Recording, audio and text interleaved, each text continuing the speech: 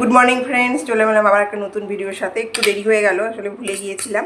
এটা হচ্ছে অ্যাভোকাডোকে পেঁয়াজ, টমেটো, গোলমরিচের গুঁড়ো, নুন আর লেবু দিয়ে একটু, এই যে এটা গন্ধরাজ লেবু, কিন্তু ভালোই লাগছে খেতে। গন্ধরাজ লেবু দিয়ে একটুখানি আমি এটাকে মিক্সড করে রেখেছি। এতে গোলমরিচ দিয়েছি, নুন দিয়েছি, আর কিচ্ছু কিন্তু দিইনি।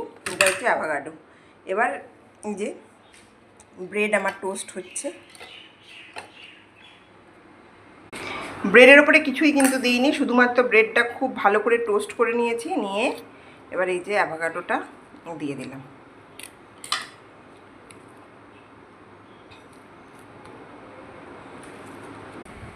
বাবু বল কেমন হয়েছে খেতে? খাচ্ছে আমার মেয়ে, হাজব্যান্ডও খেয়েছে। কেমন হয়েছে? জোরে বল।